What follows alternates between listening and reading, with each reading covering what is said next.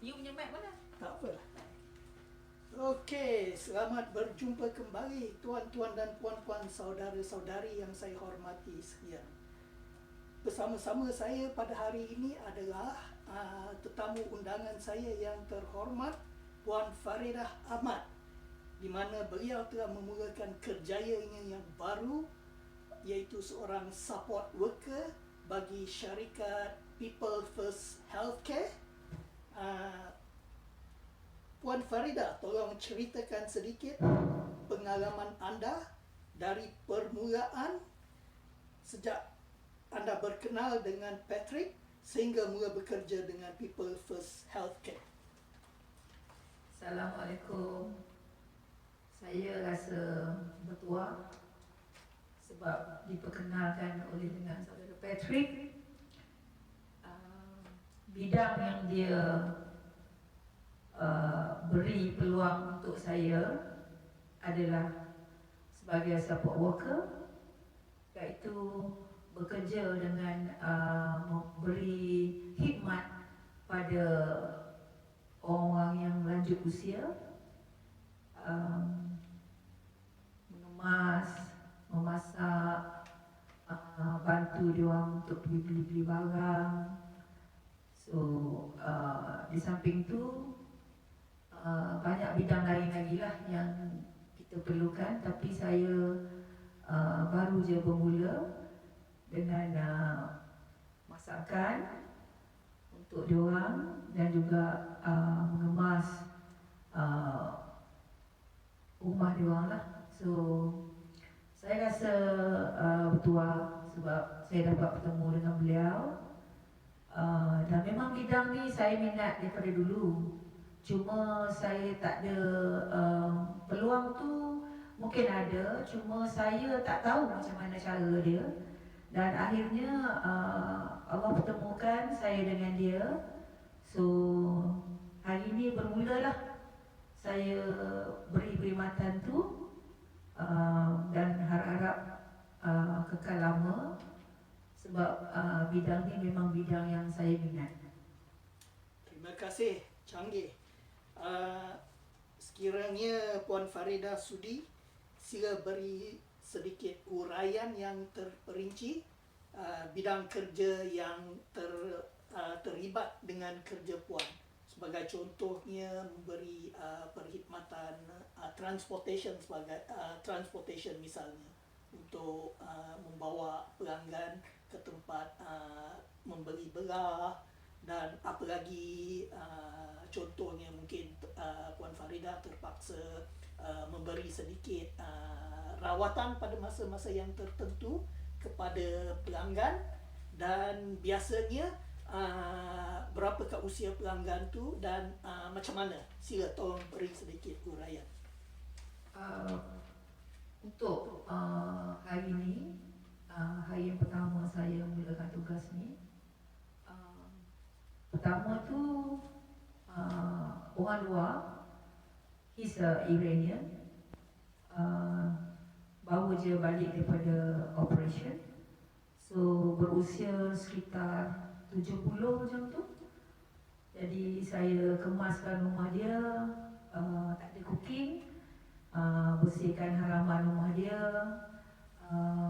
Dalam rumah pun kita hanya kemas hanya one bedroom dan 2 bathroom.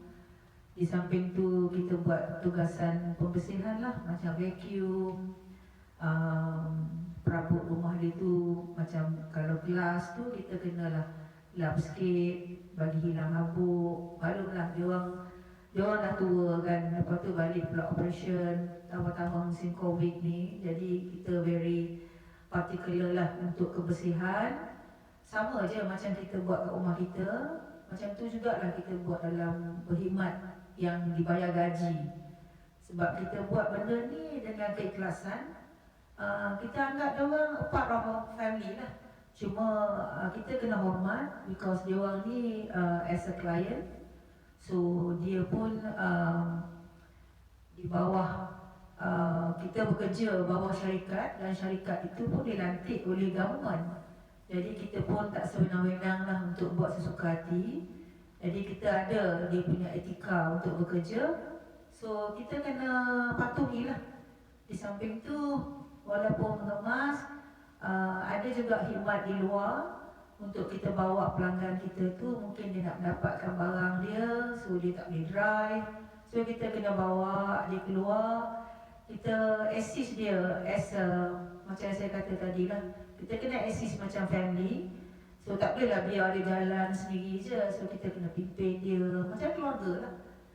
Syukur Alhamdulillah, saya rasa khidmat ni memang saya suka sebab dulu memang pernah buat pada mak bapak kita kan, jadi mak bapak dah tak ada. So inilah peluang untuk kita berkhidmat pada orang lain yang kita anggap macam keluarga kita, tak kisahlah bangsa apa pun. Itu yang saya apa yang saya boleh lakukan yang terbaik lah untuk diorang. Buat orang happy, kita pun nanti jadi happy. Itu je lah prinsip saya setakat ni. Bagus, saya pun setuju dengan pendapat Puan Farida. Saya pun rasa kerja ni memang satu kerja yang elok. Dari segi pendapatan ataupun gajinya pula macam mana? Boleh Puan Farida bagi sedikit pencerahan?